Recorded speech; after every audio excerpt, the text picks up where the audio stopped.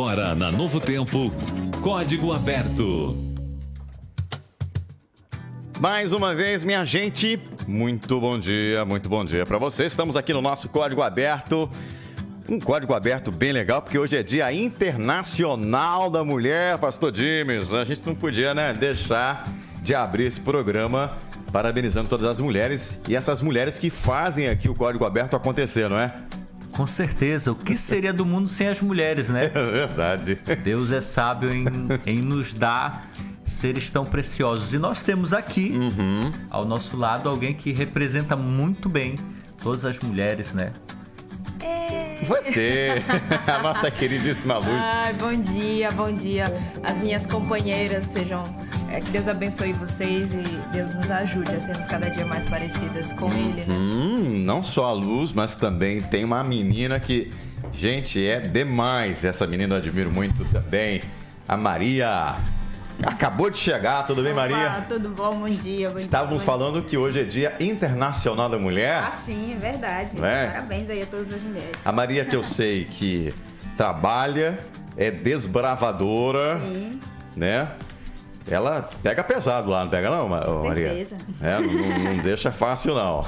Então tá bom. Então a todas as mulheres aí, os nossos parabéns por esse dia super especial. Então, olha, o nosso tema de hoje... Olha, eu fico triste, não sei porquê. Quando tá chegando assim, passa da lição 10, eu fico pensando, poxa, tá acabando, faltam só 3 para acabar, né, pastor? Mas hoje nós vamos ter um tema, a gente tá entrando em Apocalipse capítulo 14, e a gente tem como título aí o nosso estudo de hoje, o Evangelho Eterno. Nós vamos ver 3 mensagens importantíssimas que aparecem aqui, e por incrível que pareça, embora seja uma mensagem que deve ser pregada, a maioria das igrejas aí está ignorando essa mensagem, né? Deveriam estar pregando, mas você vai ver quais são essas 3 mensagens. Eu vou pedir para Maria hoje fazer oração para a gente. Vamos lá. Para a gente poder começar. Vamos lá. Maravilhoso Deus e eterno Pai, Senhor, nós te somos gratos pelo dia de vida que o Senhor nos concede. Te agradecemos pelas inúmeras bênçãos que o Senhor tem derramado sobre cada um de nós. E te agradecemos também, Senhor, pela oportunidade que temos agora de estudar a Tua Palavra.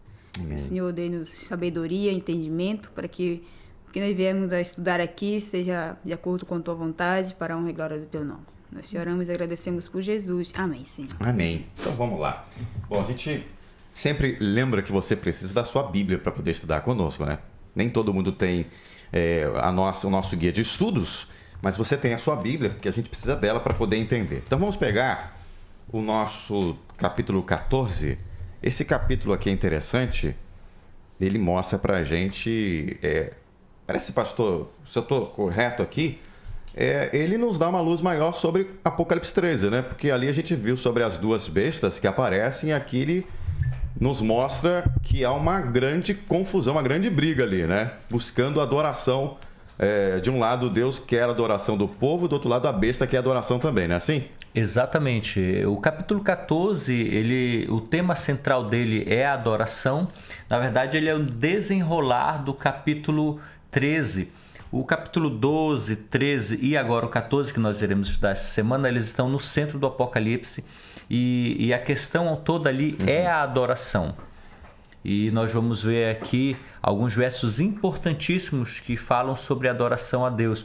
Falando sobre isso, é interessante que do 13 para o 14 existem 7 passagens, 7 vezes aparece a adoração ao dragão, a besta, alguma coisa assim relacionada àquela falsa trindade. E aparece apenas uma única vez um chamado para adorar a Deus, que está justamente no capítulo 7. 14, no verso 7. A gente vai ver isso aí. É interessante, né? 7 vezes fala para adorar a besta e o dragão e apenas uma vez. E essa única vez tem uma palavra-chave ali, né? A gente já entende por que temos que adorar a Deus. É importante ressaltar o seguinte. A batalha final tem a ver com adoração. E você não tem escolha se você vai adorar ou não. Não é isso. É quem você vai adorar. Todos nós estaremos de um lado ou de outro. Na crise final da história desse mundo, O tema é adoração e o mundo estará polarizado em 2 grupos apenas. Aqueles que adoram a Deus, aqueles que o respeitam e seguem o que os seus mandamentos dizem, e aqueles que adoram ao homem, à autoridade, à tradição humana. E interessante que você falou, né? Não vai ter ninguém em cima do muro, né? Ou vai adorar a Deus ou vai adorar a Satanás, a besta. Agora, alguns vão adorar a besta por questão de realmente gostar da besta, né? Adorar mesmo a besta, e outros vão adorar a besta por questão de medo de morrer, né? Exatamente. Muito bem. Então, vamos, olha só, eu achei interessante aqui, pastor Dimes e meninas, é que o capítulo 14, mais uma vez, faz aqui uma menção aos 144 mil. Ele começa falando dos 144 mil, né? E aí depois ele mostra quem são esses 144 mil, que são realmente o povo de Deus, o restante, né? O povo remanescente. Então é uma coisa só, né? É um grupo só. Os 144 mil serão um grupo que vai estar vivo na volta do Senhor Jesus. E é esse povo que guarda os mandamentos de Deus e tem a fé de Jesus Cristo. Mas vamos analisar aqui para a gente ganhar tempo. Estou olhando aqui o relógio, né, que é contra nós. Vamos analisar mensagem por mensagem. Lá no verso 6 e no verso 7, aparece a primeira mensagem. E diz assim: vi outro anjo voando pelo meio do céu, tendo um evangelho eterno para pregar aos que se assentam sobre a terra, e a cada nação e tribo e língua e povo, dizendo em grande voz: temei a Deus e dai-lhe glória, pois é chegada a hora do seu juízo, e adorai aquele que fez o céu e a terra e o mar e as fontes das águas. Luz, o que te chamou a atenção aí nessa primeira mensagem? A lição ela traz vários pontos, né? Ela traz a questão do evangelho eterno, ela traz a questão do temer a Deus, a questão do juízo de Deus e a referência ao 4º mandamento da Bíblia, né? Mas uma coisa que me chamou a atenção em específico é no versículo 7, quando ele diz assim: em grande voz. Ele está querendo me dizer que essa mensagem é uma mensagem de urgência. Eu preciso... a gente já viu em alguns momentos em que anjo também significa mensageiro. Então essa mensagem é a minha responsabilidade. Quando a gente coloca essa mensagem é a responsabilidade do povo de Deus. Mas eu preciso entender que do macro eu preciso trazer para o micro. É a minha responsabilidade. Eu preciso pregar essa mensagem em grande voz. Eu preciso pregar essa mensagem com urgência. Por quê? Porque o juízo de Deus vai acontecer, né? Às vezes a gente fala muito de um Deus que é amor, e ele é amor, mas ele também é um Deus justo, né? Que quando a gente vê um crime acontecendo aqui na sociedade, a gente quer que a pessoa vá lá e pague, né? Mas quando a gente traz isso para Deus, a gente diz: não, mas Deus está sendo cruel, Deus está sendo autoritário, descendo sobre o povo juízo. Mas na verdade não. Nós apenas vamos pagar... eu espero que nós não, né? Mas os ímpios apenas vão pagar pelo preço daquilo que fizeram, né? Ô Maria, eu estava pensando aqui nesse verso 6, me chamou muita atenção que parece vir um anjo voando pelo meio do céu, né? Eu fico pensando como é que foi essa visão para João. Mas por que um anjo voando pelo meio do céu? Essa questão de voar, isso quer dizer o quê? Velocidade? A velocidade. A gente falou aqui que o capítulo 14 ele começa com os 144 mil, né? E essas mensagens, elas são a responsabilidade que tem, como a Luiz já citou, os 144 mil. E essa mensagem, ela é para os últimos dias, né? É para os momentos em que nós estamos vivendo. São as 3 últimas mensagens de advertência para o mundo. Né? E essa mensagem é uma responsabilidade nossa pegar. Agora, o anjo voando pelo meio do céu é realmente a velocidade com que essa mensagem deve ser pregada, né? A urgência com a qual ela deve ser pregada. Agora, pastor Dimes, esse termo aqui que se usa, evangelho eterno, por que foi descrito justamente evangelho eterno? O evangelho são as boas novas, né? Apesar de falar de juízo, mas o juízo também tem um lado positivo. E nós vamos ver, eu acho que mais para frente aí, os juízos de Deus, eles são vistos como algo positivo. E o evangelho é as boas novas. Para começar, o juízo começou na cruz quando Jesus morreu por nós. Então essa é a boa nova. Teria um evangelho de salvação. Exatamente. Vai ser uma má notícia para aqueles que rejeitam um presente que Deus deu, né? Mas para todo aquele que aceita é uma boa notícia. E é eterno porque Deus nunca muda. O homem pode mudar, as nações podem mudar, os líderes podem mudar. Deus nunca muda. Então o Evangelho, a mensagem dele continua sendo eterna. O convite dele no Antigo Testamento, chamando o povo para perto dele, para um relacionamento íntimo, de respeito, de levar a sério a Deus, continua hoje também. E é o que nós vamos ver nessa lição. E a urgência aqui diz que é para pregar a todos, né? Os que se assentam sobre a terra. Aí diz aqui, a cada nação, tribo, língua e povo. Então o Evangelho tem que chegar para todas as pessoas, né? Exatamente. Por que tem que chegar? Até porque no Apocalipse 13:7, a mensagem da besta, ela também chega a todo povo, a toda tribo, cada nação, a toda língua. Então, assim como o Satanás faz a contrafação à mensagem de Cristo, Cristo também traz a sua mensagem a toda tribo, língua e nação, para que todos também saibam e tenham a escolha, tenham a opção de escolha, né? Qual mensagem você quer seguir. Parece estar linkado também, eu estou voltando aqui um pouquinho, que nós já estudamos aqui Apocalipse 10, com houve o desapontamento ali, né? Diz assim, é necessário que ainda profetize a respeito de muitos povos, tribos e nações. Pois é, tá ligado aqui também, né? Ou seja, aí a gente traz um pouquinho para João 3,16, um verso muito conhecido pelos cristãos, porque Deus amou o mundo de tal maneira que deu seu Filho unigênito para que todo aquele que nele crê não pereça. Para crer, eu preciso conhecer. Para conhecer, precisa ser pregado o Evangelho. Deus quer que todo ser humano, de qualquer nação, tenha o conhecimento do Evangelho eterno, da palavra de Deus, das advertências, do que vai ocorrer no futuro, para que essa pessoa possa tomar uma decisão. Deus não obriga ninguém a tomar uma decisão. A nossa parte é pregar o Evangelho, de preferência com a nossa vida, para que todas as pessoas possam ter a oportunidade de conhecer e tomar uma decisão. Isso vai contra aquela teoria da predestinação, né? Exatamente. Porque Deus simplesmente ele dá a cada um a oportunidade de fazer sua escolha, né? Ninguém vai poder dizer, olha, eu não tive oportunidade, eu não fiquei sabendo de nada. Se a predestinação ela fosse bíblica, ou seja, Deus escolheu alguns para salvação e outros para perdição, não seria necessário pregar o Evangelho. É claro, é claro.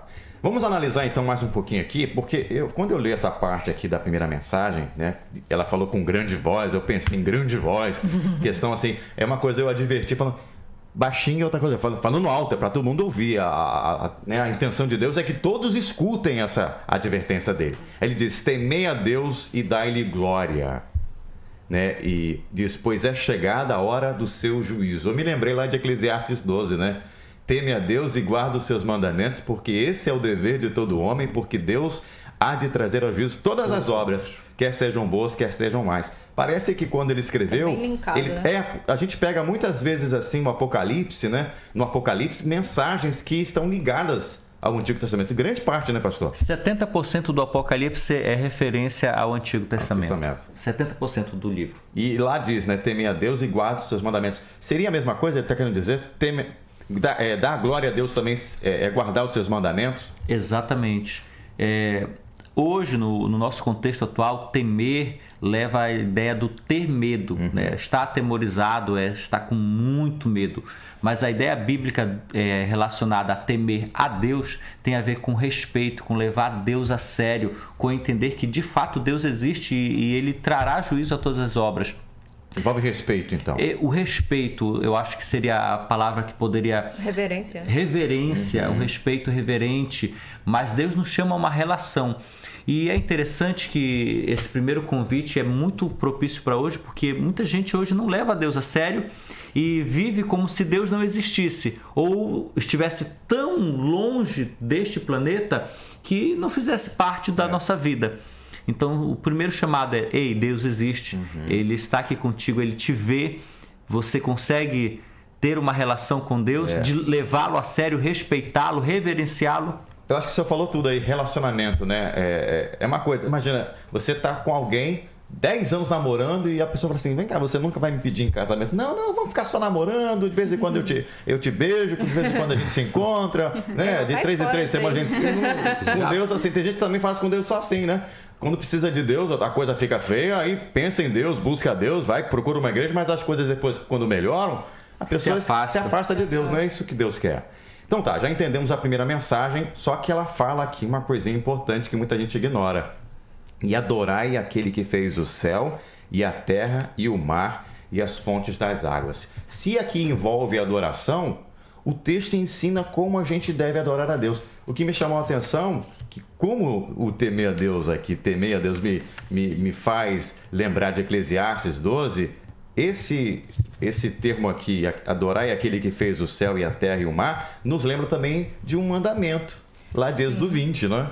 Êxodo 28 fala sobre um Deus criador, né? Que eu preciso me lembrar do sábado, porque é um dia em que Deus descansou, e para lembrar que Ele também é o Deus que me criou, né? E Apocalipse traz Apocalipse 7, na verdade, Apocalipse de forma completa, ela traz a compreensão de que o que vai fazer a diferenciação nos últimos dias são os mandamentos, né? E nessa lição a gente viu que principalmente os 4 mandamentos que fazem referência à adoração a Deus, né? Então, Apocalipse 14, tanto nessa mensagem quanto na outra, a gente vê que tudo é uma questão de adoração e observância dos mandamentos de Deus, né? Agora, pastor, você disse aqui que esse é o único verso, né, em que fala da adoração realmente a Deus. Ele nos fala da adoração e fala da questão do sábado. Nós lemos aqui no início do verso, temer a Deus e dar glória é guardar os mandamentos de Deus. Por que entrou justamente o sábado aqui? O sábado fica implícito aqui. Nós podemos perceber que a questão da adoração, ela envolve quem merece ser adorado. E a primeira parte dos 10 mandamentos, o mandamento 1 até o mandamento 4, ele requer a adoração somente a Deus. Voltamos a lembrar que o tema central do grande conflito é a adoração. Sim. Você vai estar adorando a Deus ou ao inimigo. E então esse chamado para adorar a Deus, ele nos lembra justamente os primeiros 4 mandamentos. Mas de forma muito específica é citado um trecho do 4º mandamento que requer a observância do sábado. É justamente o trecho final que chama para adorar aquele que fez o céu, a terra, o mar e as fontes das águas. Isso faz um link direto com Êxodo, como vocês já falaram, 8, Êxodo 20, verso 8 a 11, que requer a observância do sábado. Ou seja, Deus designou um dia especial que nos lembra que Ele é o nosso Criador. Eu já falei aqui em outros programas que o 4º mandamento é o único que apresenta a Deus como Criador. Por que Ele merece a minha adoração? Por que eu devo reverenciá-lo, respeitá-lo? Porque Ele é meu Criador. E o único mandamento que coloca isso de forma muito clara é o 4º mandamento, que requer a observância do sábado. E lá em Ezequiel 20:20, deixa bem claro que o sábado Deus designou, não foi um homem, não foi uma religião. Deus designou o sábado para ser o seu sinal entre Ele e o seu povo. É interessante, né? Diga. Deus não me pediu nada muito extraordinário. Se a gente for parar para pensar, o sábado é um presente. Deus está me dando um benefício de guardar esse dia, de descansar nesse dia, de estar mais interligada com Ele, não que a gente não adore nos outros dias. Deixa eu falar uma coisa aqui. Talvez para o nosso ouvinte fique assim meio que... Parece que a gente está puxando muito, né, para o nosso lado, porque a gente é adventista, mas longe de nós essa pretensão, porque nós estamos aqui apenas pregando a palavra de Deus. E quando a gente agora falar da segunda mensagem e da terceira, você vai ver como se encaixa perfeitamente a questão aí do sábado. Independentemente da gente ser adventista ou não, o que a gente está mostrando aqui para você é a palavra de Deus. E você tem que analisar, porque é mensagem de Deus para você. Então vamos lá para a segunda mensagem. Seguiu-se outro anjo, o segundo, dizendo: Caiu a grande Babilônia, que tem dado a beber a todas as nações do vinho da fúria da sua prostituição. Pastor James, por que ele fala caiu? E o que é Babilônia também?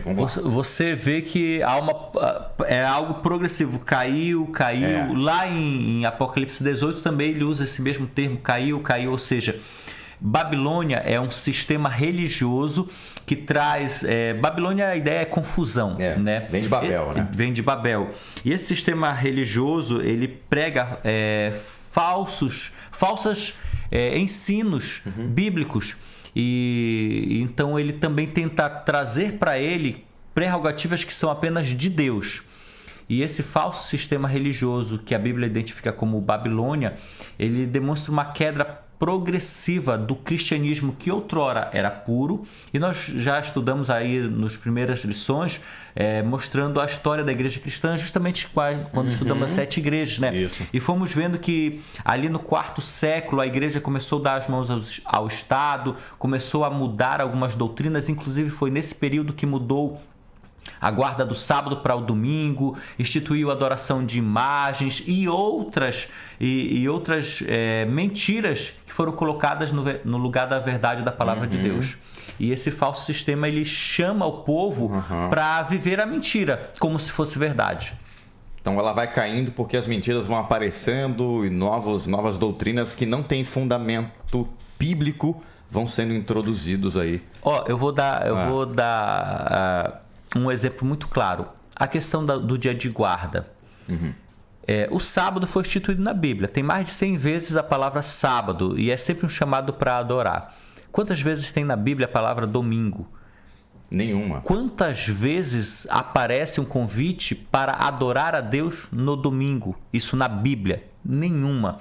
E aí você começa Mas então, de onde surgiu o domingo? Eu acabei de lhe dizer. O domingo ele surgiu com força, principalmente de dois movimentos. Ali no segundo século, quando alguns cristãos eram perseguidos e não queriam ser comparados com judeus, e alguém teve a ideia, vamos guardar o domingo e tal. Só que isso ganhou força principalmente no quarto século, com o imperador romano chamado Constantino, que no dia 7 de março de 321 assinou um decreto dominical obrigando todos os cristãos do Império Romano a guardarem um domingo. E posteriormente, isso em 369, a Igreja Católica Romana endossou esse decreto, dizendo que agora o dia de guarda teria que ser o domingo. Ou seja, esse é um falso ensino que vai contra a palavra de Deus e que foi instituído pelo homem. Aqui é o problema, né? Às vezes a gente segue as tradições ao invés de seguir a Bíblia. A gente nem sabe por que está seguindo,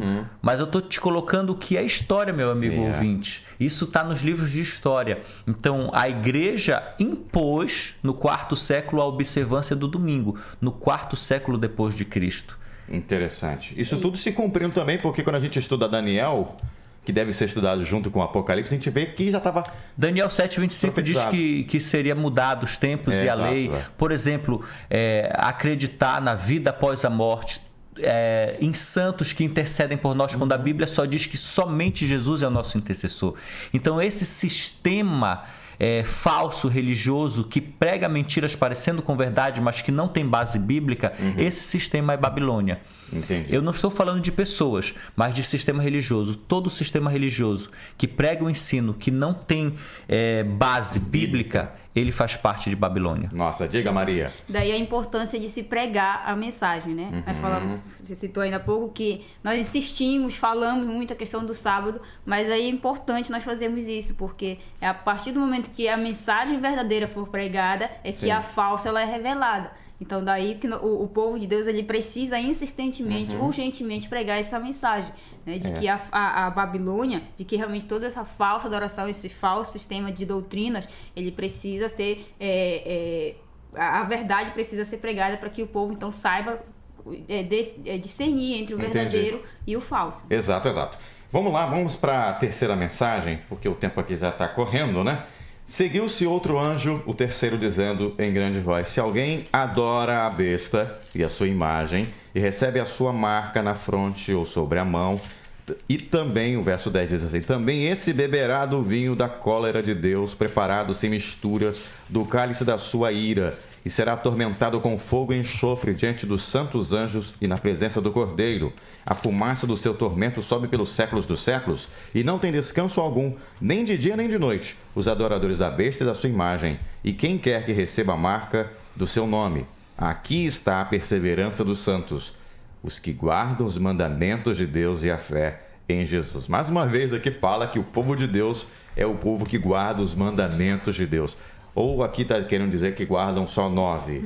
Será que o sábado também está incluído aqui? A própria Bíblia fala que se você guarda 9 e deixa tropeça, né? Não, é pecado de todos. Então vamos lá, vamos explicar aqui, pastor. Ele diz aqui, né? É uma advertência também. Se alguém adora a besta e a sua imagem, aí alguém pode perguntar: que imagem é essa?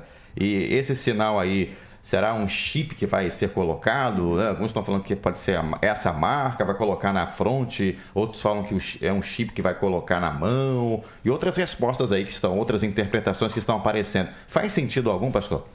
É interessante ver o progresso. A primeira mensagem chama para adorar a Deus. E diz que o juízo começou.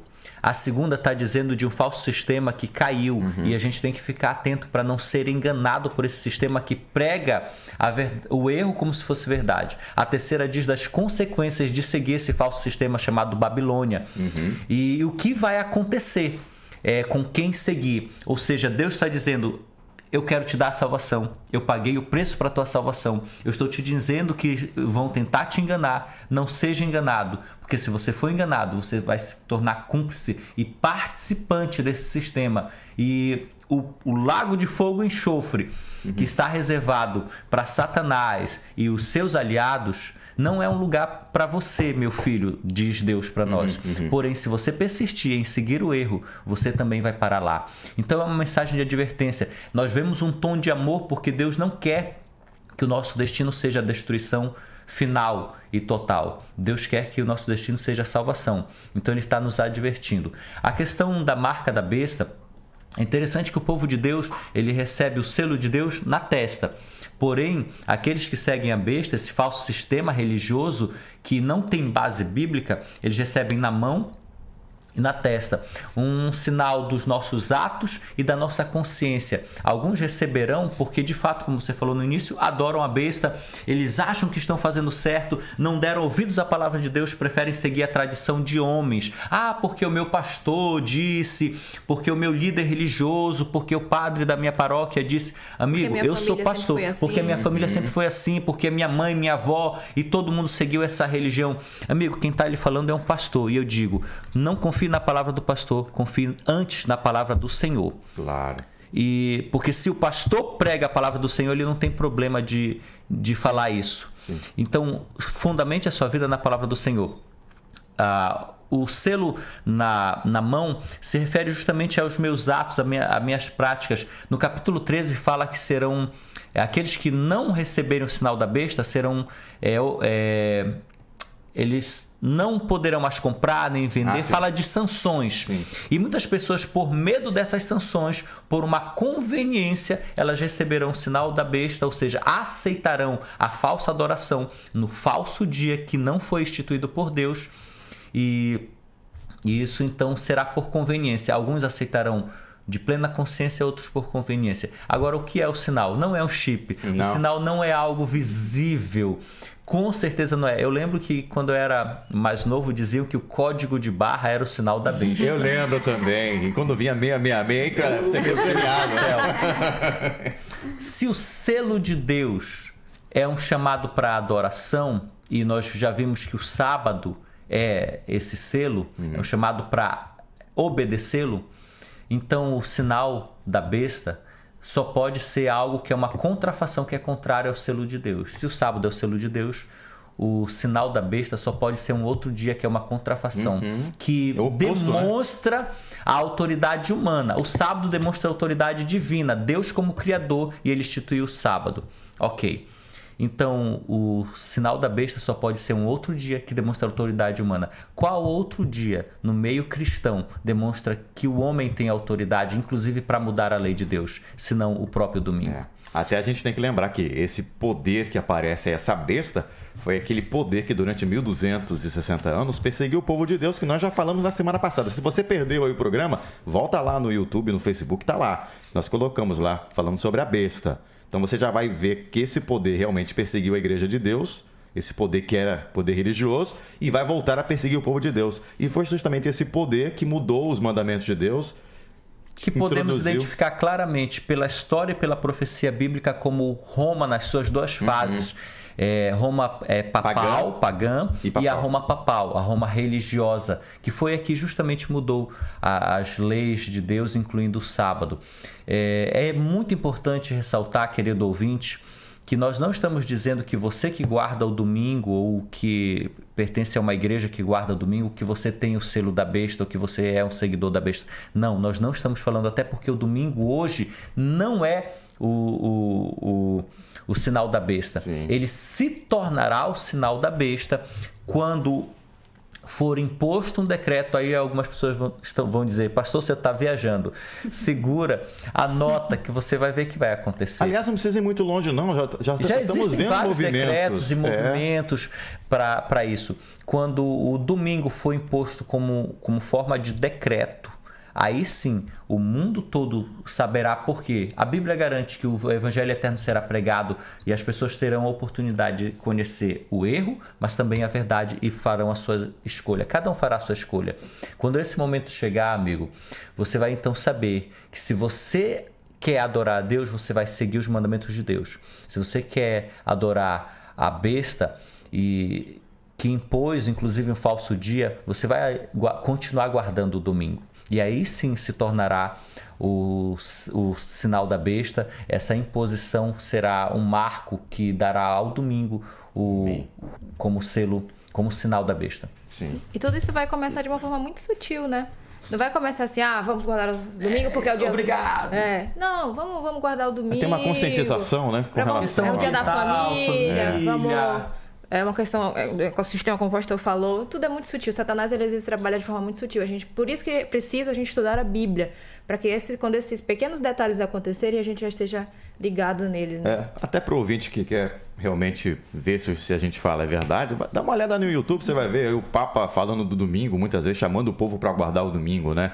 Isso tudo é cumprimento da Uma das profecia. encíclicas que o Papa Francisco fez, ano de 2015 ou 2016, eu não estou lembrado agora o nome da encíclica, eu li essa encíclica e ela é fantástica, fantástica. Se eu não fosse conhecedor da Bíblia, eu seria um guardador do domingo. Que porque convence, ela convence, ela chama...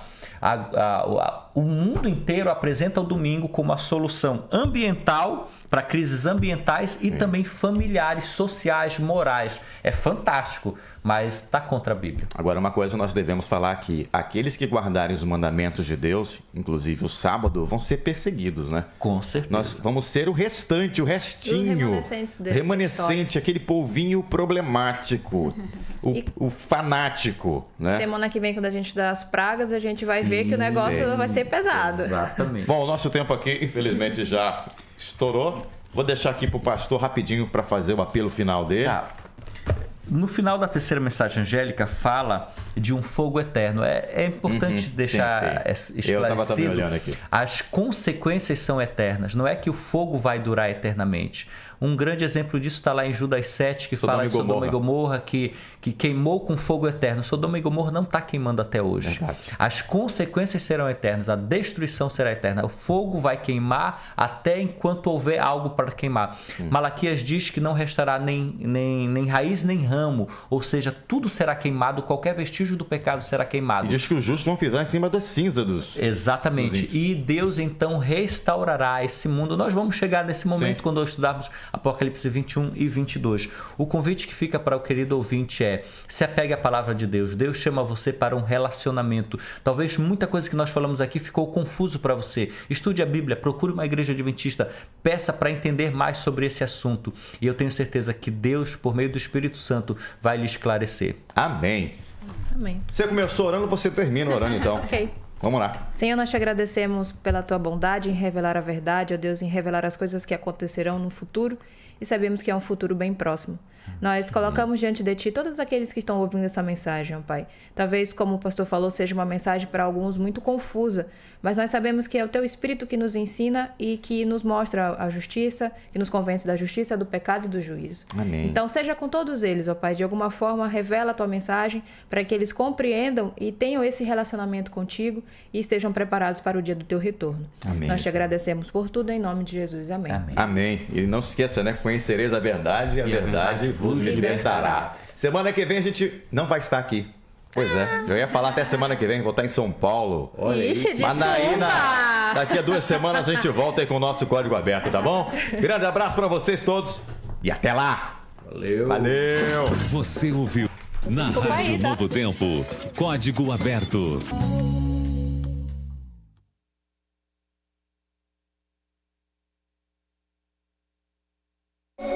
Eu estava passando por umas coisas muito